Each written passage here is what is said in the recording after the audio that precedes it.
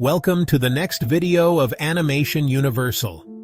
Today, I'll tell you about one of the most notorious terrorists in the world.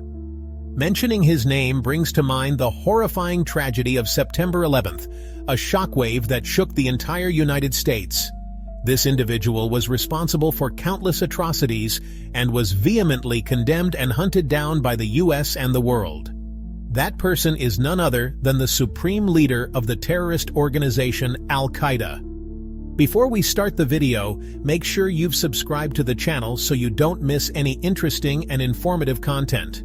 Also, don't forget to leave a comment, like, and share to support and encourage us. Now, let's dive right into the story. Osama bin Laden's father. Osama bin Laden, born Osama bin Muhammad bin Awad bin Laden, was born on March 10, 1957, in Riyadh, Saudi Arabia.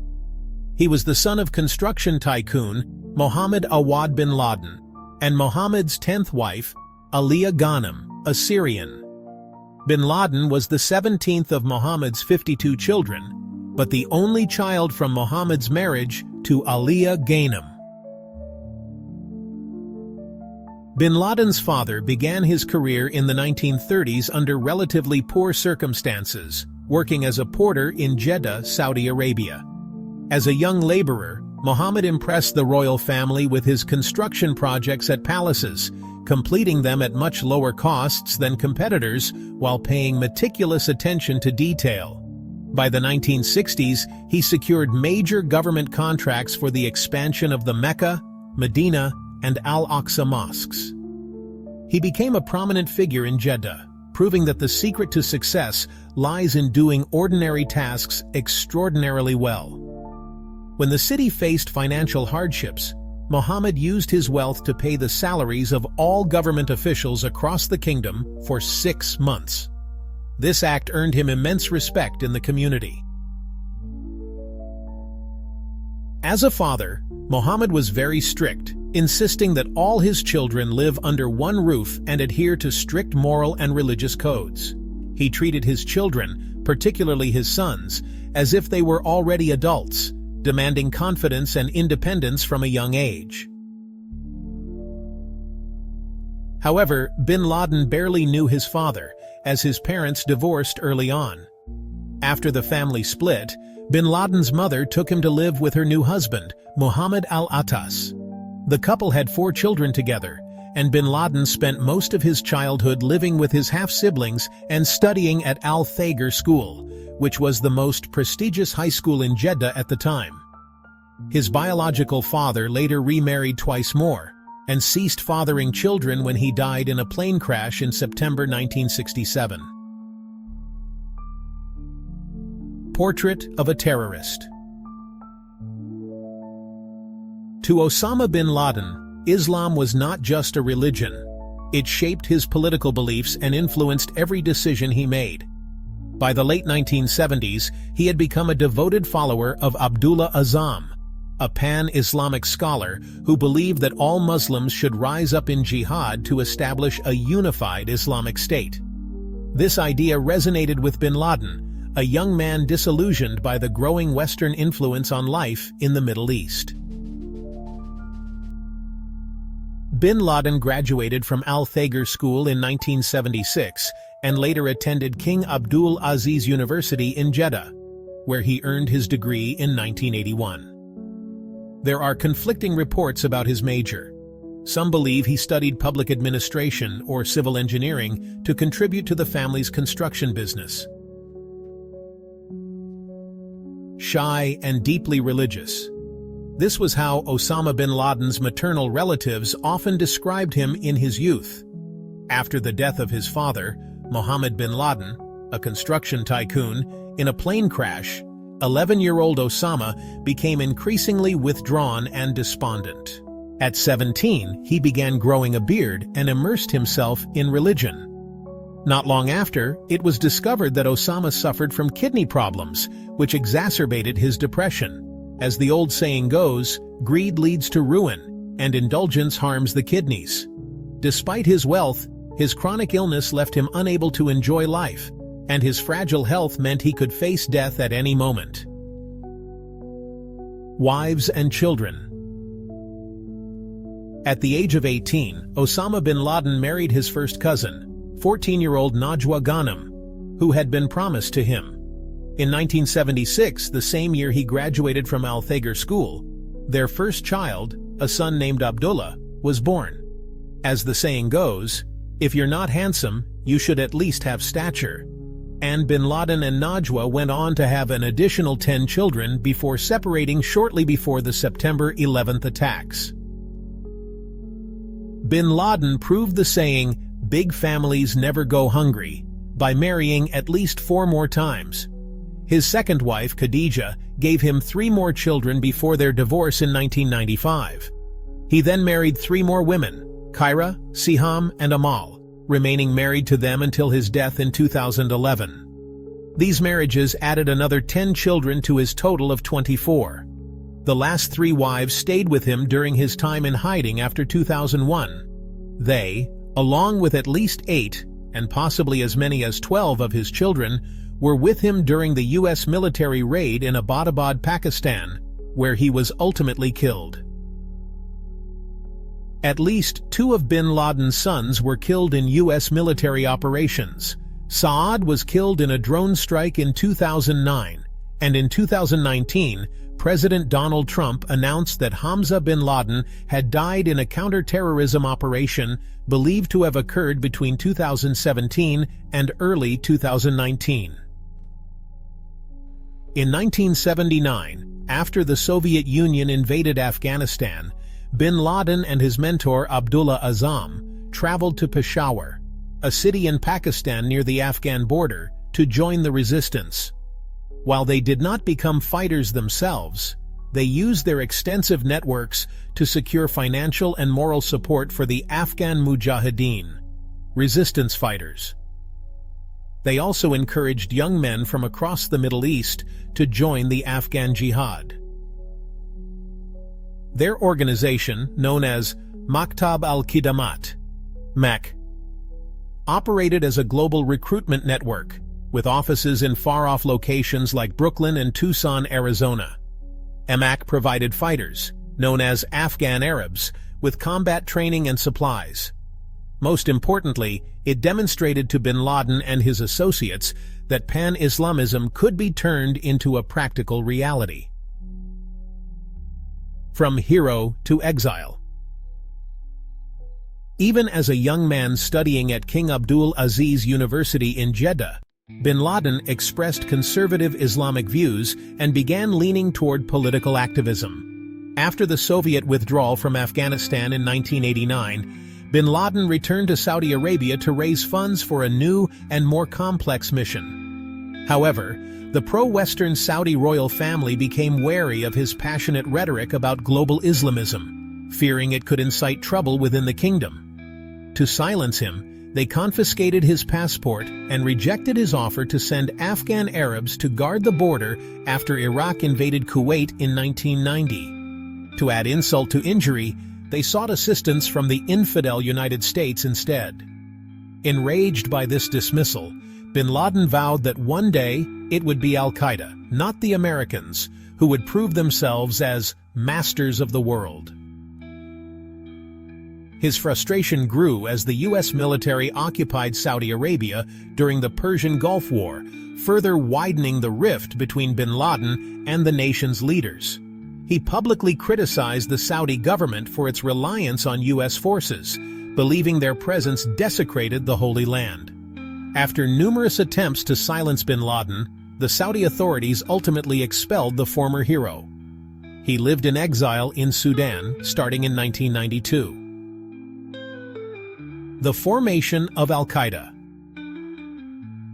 By 1993, Osama bin Laden had officially established a covert network called Al-Qaeda, Arabic for the base, composed of Islamic fighters he had met during his time in Afghanistan. Having inherited a significant portion of his father's immense wealth, bin Laden became a key financier of the organization, epitomizing the saying, "Money isn't everything, but without it, life can be tough." He recruited soldiers based on two qualifications: obedience and absolute obedience, with a commitment to follow orders from superiors. The group's goal was global jihad, aimed at correcting what they deemed to be wrongs through the enforcement of Islamic law. Under bin Laden's leadership, Al-Qaeda began funding and orchestrating worldwide attacks. By 1994, after continued advocacy for extremist jihad, the Saudi government revoked bin Laden's citizenship and confiscated his passport. His family disowned him and cut off his $7 million annual allowance. Undeterred, bin Laden proved his resilience and began implementing violent plans to provoke the United States into war, hoping that Muslims would unite in the fight to establish a unified Islamic State. Al-Qaeda launched its campaign of violent jihad, with notable attacks. Training and arming Somali militants who killed 18 U.S. soldiers in Mogadishu in 1993. Involvement in the 1993 World Trade Center bombing in New York. An attempted assassination of Egyptian President Hosni Mubarak in 1995, the bombing of a U.S. National Guard training center in Riyadh the same year, and the 1996 Khobar Towers bombing, which destroyed a U.S. military complex in Dhahran. To avoid capture and to recruit more fighters for Al-Qaeda's deadly mission, bin Laden moved from Sudan to Afghanistan in 1996. Meanwhile, Al-Qaeda's attacks grew in scale. On August 7, 1998, simultaneous bombings targeted U.S. embassies in Nairobi, Kenya, killing 213 people and injuring 4,500, and in Dar es Salaam, Tanzania, killing 11 and injuring 85. Al-Qaeda claimed responsibility for both bombings. Later, on October 12, 2000, a small boat filled with explosives rammed into the USS Cole, a U.S. Navy destroyer docked off the coast of Yemen. The attack killed 17 sailors and injured 38. Bin Laden also took responsibility for this act. A U.S. federal grand jury indicted bin Laden on charges related to the embassy bombings, but the absence of the accused made a trial impossible. Meanwhile, Al-Qaeda operatives were busy planning their most devastating attack yet: the September 11, 2001 attacks on the World Trade Center and the Pentagon. The September 11th attacks. The events of September 11th, commonly referred to as 9/11, were a series of 4 coordinated terrorist attacks carried out by the Islamic extremist group Al-Qaeda against the United States on the morning of Tuesday, September 11, 2001. At 7:59 a.m., American Airlines Flight AA-11, a Boeing 767, took off from Boston, bound for Los Angeles. The flight carried 81 passengers, including 5 hijackers, 2 pilots, and 9 crew members. At 8:14 a.m., United Airlines Flight UA-175, also a Boeing 767, departed from Boston en route to Los Angeles. It carried 56 passengers, including 5 hijackers, 2 pilots, and 7 crew members. At 8:19 a.m., the crew of AA-11 alerted American Airlines that their plane had been hijacked. At 8:20 a.m., American Airlines Flight AA-77, a Boeing 757, departed from Washington, D.C., heading for Los Angeles. It carried 58 passengers, including 5 hijackers, 2 pilots, and 4 crew members. At 8:42 a.m., United Airlines Flight UA-93, a Boeing 757, took off from Newark, New Jersey, bound for San Francisco. On board were 37 passengers, including 4 hijackers, 2 pilots, and 5 crew members. At 8:46 a.m., a loud explosion shocked America as AA-11 crashed into the North Tower of the World Trade Center, 11 WTC, creating a massive fireball. The impact severely damaged floors 93 to 99, cutting off escape routes above the 92nd floor. At 8:52 a.m., a flight attendant on UA-175 informed United Airlines that their plane had been hijacked. At 9:03 a.m., while Americans were still reeling from the first attack, UA-175 crashed into the South Tower of the World Trade Center, 2 WTC, 17 minutes later. The explosion destroyed floors 77 to 85, though one stairwell remained passable. At 9:05 a.m., U.S. President George W. Bush was informed of the attacks on the Twin Towers. At 9:07 a.m., American Airlines received confirmation that AA-77 had been hijacked. At 9:34 a.m., the Federal Aviation Administration, FAA, was alerted that UA-93 had also been hijacked. At 9:37 a.m., the Pentagon, headquarters of the U.S. Department of Defense, was struck by AA-77, causing significant damage to its western side. At 9:40 a.m., the FAA ordered a nationwide grounding of all flights preparing to depart from U.S. airports. At 9:58 a.m., the South Tower, 2 WTC, collapsed. At 10:03 a.m., UA-93, the final hijacked plane, crashed into a field in Pennsylvania. Passengers on the flight, having learned about the earlier crashes, planned to fight back against the hijackers to prevent them from completing their mission. Despite their heroic efforts, the plane lost control and crashed, killing everyone on board. Investigators later determined that the intended target of Flight 93 was either the U.S. Capitol or the White House.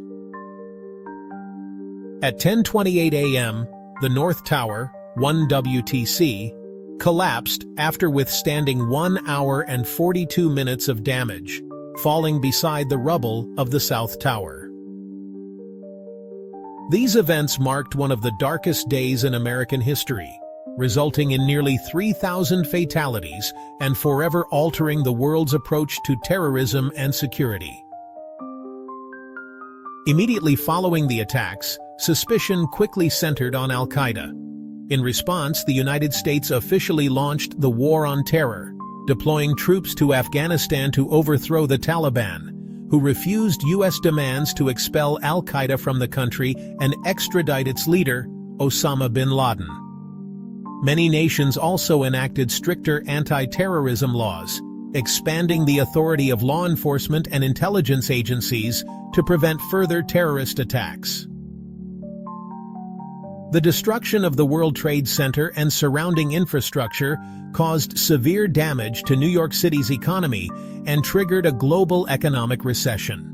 Civilian airspace over the United States and Canada was closed until September 13th, while trading on Wall Street was suspended until September 17th.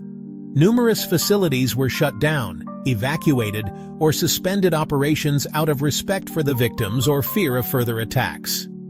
Cleanup efforts at the World Trade Center site were completed in May 2002, and the Pentagon was repaired within a year of the devastating attacks. The attacks claimed the lives of 2,996 people, including 19 hijackers, and left 24 listed as missing and presumed dead. Economically, the attacks caused at least $10 billion in property and infrastructure damage and total losses of approximately $3 trillion. This marked the deadliest terrorist attack in human history and the single most fatal incident for firefighters and law enforcement officers in U.S. history. Justice must be served.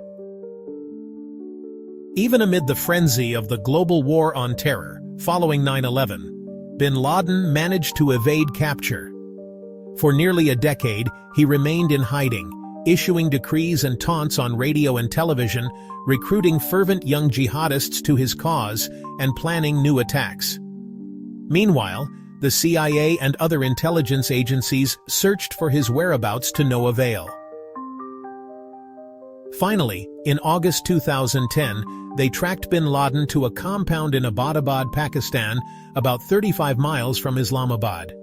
The residence, built around 2006, was much larger than the surrounding homes and was estimated to be worth $1 million. The house had no telephone or internet services. Bin Laden cut off almost all communications, relying solely on a courier to deliver his orders and messages. Residents of the compound burned their trash instead of allowing it to be collected. The compound housed approximately 24 people and was surrounded by walls 12 to 18 feet high, topped with dense barbed wire and guarded by 2 security gates. Bin Laden and his family lived on the second and third floors. A 7-foot privacy wall enclosed the rooftop terrace on the third floor. The compound was located just a mile from Pakistan's military academy. According to a senior U.S. official, American forces recovered numerous items from Bin Laden's hideout, including 10 hard drives, 5 computers, and over 100 storage devices such as discs, DVDs, and USB drives. For months, CIA agents monitored the site, while drones captured aerial images of the compound. Finally, the time came to act. On May 2, 2011, May 1st in the U.S., Operation Neptune Spear, a name derived from the trident on the Navy Special Warfare insignia, was launched. On the night of the fateful raid, 24 Navy SEALs used 2 helicopters flying below radar detection and altering routes to avoid being spotted. 1 helicopter experienced a minor collision, but it caused no significant injuries. The SEALs used night vision goggles as the street power supply had been cut. Upon entering the compound, they neutralized any resistance, secured the weapons cache, and seized anything that might hold critical intelligence, including hard drives and mobile phones. On the 3rd floor, they found the terrorist leader in a bedroom and eliminated him. When the operation concluded, the SEALs quickly evacuated the area. Bin Laden's body was wrapped and taken away in a Chinook helicopter. From start to finish, the mission lasted less than 40 minutes. Using the collected photographs, facial recognition software, and post-mortem measurements, CIA experts confirmed with 95% certainty that the body belonged to Osama bin Laden. Further DNA analysis by other intelligence specialists revealed a 100% match between the remains and DNA from members of his family. Bin Laden's body was subsequently cremated at sea. Justice. President Obama declared in a televised address to the nation that night, has been done. For over 2 decades, bin Laden was al-Qaeda's leader and symbol, and he continued to plot attacks against our country, our friends, and our allies. Obama said during the late-night speech announcing bin Laden's death. The death of bin Laden marks the most significant achievement to date in our nation's effort to defeat al-Qaeda. He added that, his death should be welcomed by all who believe in peace. After bin Laden's death, his deputy, Ayman al-Zawahiri, became the leader of al-Qaeda. On July 31, 2022, al-Zawahiri was killed in a U.S. drone strike in Kabul, Afghanistan, bringing an end to a 2-decade-long pursuit. In 2019, bin Laden's son, Hamza bin Laden, who had been considered a potential successor to the al-Qaeda leadership, was killed during a U.S. counter-terrorism operation. Thank you for watching the video. Don't forget to like, share, subscribe to the channel, and turn on the notification bell so you don't miss any exciting and informative videos. Thank you all so much. For now, goodbye and see you again.